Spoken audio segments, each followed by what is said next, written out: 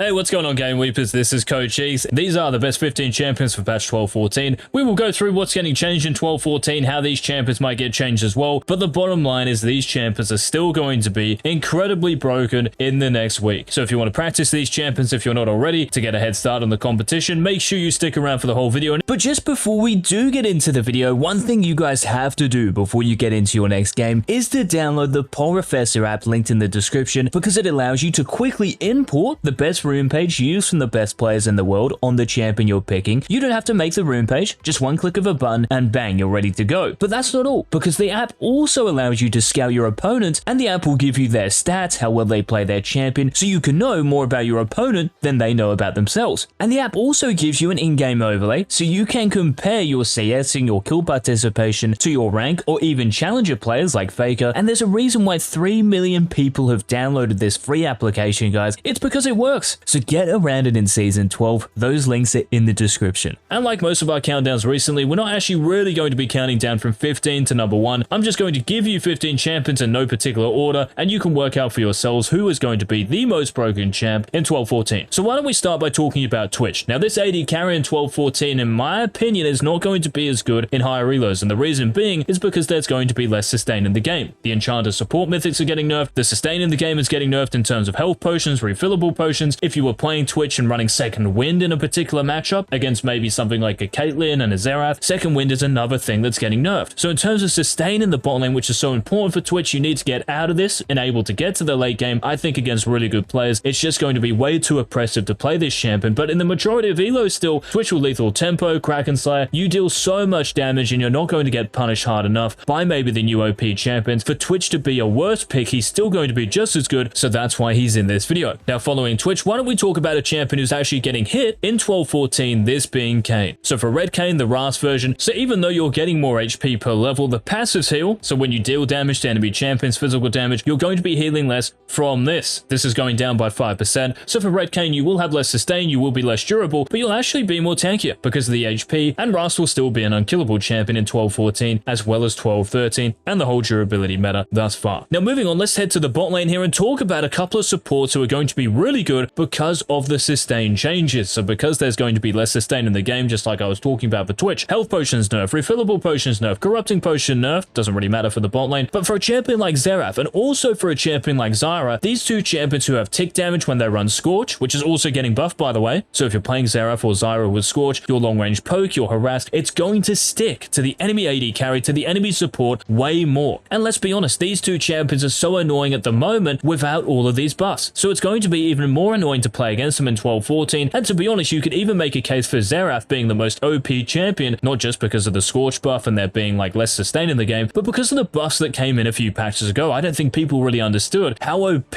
getting an extra quarter a second is in your E. This means even if you just throw it out to a champion that's right in front of you, it helps peel your AD carry, it helps peel yourself, and in terms of actually dealing damage to the enemy champions, they're locked in place for longer. So Zyra and especially Xerath are another two champions we have to take into consideration for being broken in 12.14. Now if we stay in the bot lane, and let's talk about another AD carry here, this one being Draven. Now why is Draven so OP? Well, because lots of AD carries at the moment, none of them are particularly OP if we think about it. Like I'm talking innately. Like Zarya's getting nerfed, I don't think Twitch is going to be as good, and maybe champions that do well into Draven, champions maybe like Caitlyn, they're not really that scary. So Draven for the most part, because he's such a lane bully, it's frothing it at the moment. He really is the king of the bot lane. The only downside of Draven is, well, you have to get snowballing. If you do wait until the late game, if you don't cash in your adoration stacks, yes, the games can be painful, but also because there's less sustain in the game now, well in 12.14 anyway, even all-in supports like Yone, like Alistair who's getting buffed, Nautilus, pair this with a Draven, very powerful, especially because when you have stuns and knockups in the bot lane, Draven can land both parts of his ultimate, and that champion is 100% going to get one shot. And you could also say that Eclipse, getting more movement speed for each legendary item you have after your mythic, this is also nice for Draven in the late game because you really don't have a dash, so you're really just relying on your own positioning and kite ability, if you will. This has helped him too, so Draven could very easily be the number 1 AD carry. Now another champion who's going to continue to be good in 12.14, this is Yone. But a bit like Twitch, I don't think Yone is going to be as good in 12.14 in higher elos, because at the moment if you're playing Yone in higher elos, you're probably going to be running Second Wind, so you can actually withstand all the poke you'll be copping from those ranged champions, and because those ranged champions are played by players who are going to get the most out of them, it can feel like you just can't breathe during the laning phase. This is going to be more more the case next patch. So because Yone's early game and laning phase typically is just very weak, especially into certain champions, like even LeBlanc who does very well into Yone's getting buffed, it's going to be more difficult to make this champion work. But like Twitch, here's the thing. Lots of people, most players don't know how to get the most out of these ranged champions. They don't know how to punish these weak early game champions enough to justify not picking them. So Yone in the majority of elos, just like Twitch, is not going to stop being OP. And that's also the same for Sylas, who is another champion who is just innately broken, like Yone, who for the most part is going to be able to escape the laning phase and get to the mid to late game where he is so busted. His low cooldowns, his mobility, the sustain, the multiple W's you get off, getting to that point, yes, it's going to be harder. Second wind is getting nerfed. Scorch is getting buffed. So any pokey, ranged champion in the mid lane, just like Yone, yes, it's going to be harder to play against. But for Sylas, because of the buffs that came in and because you're so innately strong, I really don't think it's going to be that much of a problem still, unless you're playing at a very, very high level. So Sylas is again another champion who deserves to be on this countdown. And for this next champion, I don't even think I have to get into that much detail here. I can just say the name Bel'Veth and everyone is going to nod their head and agree. So for Bel'Veth across all ranks, she is actually still ranked as the #1 jungler. Maybe not in terms of win rate, but in terms of how much she has played still, her win rate is still like 51, 52%. She's still banned an awful lot. And I guess the big reason why she is so broken, well, the extra range she has, that was kind of a stupid change that the balance team gave her, but just her kit. It is so hard to 1v1 this champion, and you might say to me, well, challenging smite is getting nerfed, so doesn't this make Bel'Veth weaker? Well, if we think about it, you're going to be 1v1ing the enemy jungler most of the time, right? So if you both red smite each other, it actually just does kind of the same thing. And because Bel'Veth has damage reduction innately in her kit anyway, this might even actually be a buff for her. So Bel'Veth for another patch is going to dominate the jungle. Be very careful if you see her on the enemy team in champ select. Now heading to the top lane here, guys, another innately strong champion is once again on our most broken champions countdown, this being Darius. And I think a bit like Bel'Veth here, hopefully all of you are going to be agreeing with this one, because Darius at the moment in all elos, doesn't matter if you're playing him in bronze, gold or diamond, insane stats across the board. And the reason being because of the durability meta, Darius loves extended fights, the hemorrhage stacking, the conqueror stacking, and because teleport is allegedly getting changed, so in the early game it's going to be on a 7-minute cooldown. This means that for top laners who are running 2 combat summoner spells, so like Flash and like Ghost for example, with Darius, these are just better. You are just going to be happier, because champions who maybe rely on TP, well, they're going to miss out on more golden experience, because they won't be able to TP back to lane as much when you chunk them out. So this is kind of like an indirect buff to Darius, but Darius is still banned a lot because lots of players just hate dealing with this champion. He is like the best champion to punish your opponent's mistakes, and guess what? More of these mistakes are just going to happen in lower elo, so he really is a bit like Draven, the king of his lane. So Darius is one of the 50 most broken champions for 12-14, just like Master Yi. So this jungler since last patch, because Riot gave you a Q, which you can actually direct, so when you Q onto a target, you can actually choose where you appear when you come out of your alpha strike. Now, how is that healthy for the game? I don't know. Maybe one of the balance team is a Master Yi main and he really wants to get to platinum or something. I don't know what the go is, but that buff was stupid, as was the extra attack range. I don't know how these are good for the game. It's a bit like that Bel'Veth change I was talking about. They add so much power to champions which really don't need it. And I understand that maybe in higher elos Master Yi might not do as well, because people understand maybe how to counter the champion and time their abilities for the Yi to counter the Yi, but there isn't really that much counterplay. Even if you are very good at the game, the fact that Yi can just determine where he ends up out of his alpha strike, well, that was the counterplay before. Now there really isn't any. And because his meditate is also blocking more damage and reducing more damage because the challenging smite nerf, this could also be an indirect buff to Yi, just like we talked about for Bel'Veth. So Master Yi is another champion on this countdown. So what do you guys think? Is Master Yi going to be broken in 12-14 as well? Now moving on, let's talk about the other 2 supports, guys, we have on this countdown. So a few supports here, so hopefully you support mains are happy about this. Now the first one is Blitzcrank. Now why is Blitzcrank on the countdown? Well, if we think about those buffs that came in a couple of patches ago, so to the base damage in your rocket grabs and the base damage in your ultimate, it makes your power spikes way more scary. And if we also think about the bot lane next patch in terms of what's going to be popular, if we think about champions like Xerath, who we talked about, like Zyra, who we talked about, and other sustained champions, so maybe Soraka and Senna and Yuumi, can you imagine what happens to those champions when a Blitzcrank presses Q and it lands? They 100% die. Blitzcrank is an amazing counter into these supports. They can never get too close to him because they will just end up dying. So their actual threat in the laning phase really isn't that much of a threat at all. So Blitzcrank, because he has more power pre-level 6, because his level 6 spike is so big because of the extra damage, you can one-shot anyone. Doesn't even matter what AD carry you have next to you. So he's a massive threat. That's why he's the first of our last 2 supports. And the last support we have to consider, well, this for another patch, is Senna. And the reason Senna is here, well, not only does she have innate sustain, but she's also innately broken as a support at the moment because you're getting more misstrafe stacks because of that change a few patches ago. So Senna, once again, I know I sound like a broken record for like the last few patches, but it's just the truth, guys. She is going to be really strong again in 12-14. Now, we've got 3 more champions to talk about here, and let's stay in the bot lane and talk about the last AD carry on the countdown, this being Sivir. So I understand that Sivir is actually getting nerfed in 12-14, so your Q's cast time is actually getting bug fixed, but unfortunately your W's minion damage is going down by 15%. But the nice thing here is that your W, when it bounces to minions that have less than 15 HP, it's actually just going to last hit them for you. This is a really nice change, especially if you're someone out there who does struggle with last hitting, so it might be a little bit noob friendly, don't want to sound too toxic, but that's what the change is. But it is nice for anyone in high reload as well. We're all going to miss minions, especially those cannon minions, so these changes don't seem that bad for Sivir, and because of the damage you have anyway in your kit against enemy champions, so this patch is all about minion damage, you're still going to be a very strong champion. The prior you pretty much guarantee with your Q, your W, Sivir is still going to be insanely strong. Now, we talked about Darius and how he's really going to like the teleport nerf, so TP being on a longer cooldown during the laning phase. This means for a champion, well, maybe you could think about Twisted Fate, you could think about Galio in the mid lane, but what champions in the top lane have global ultimates? Well,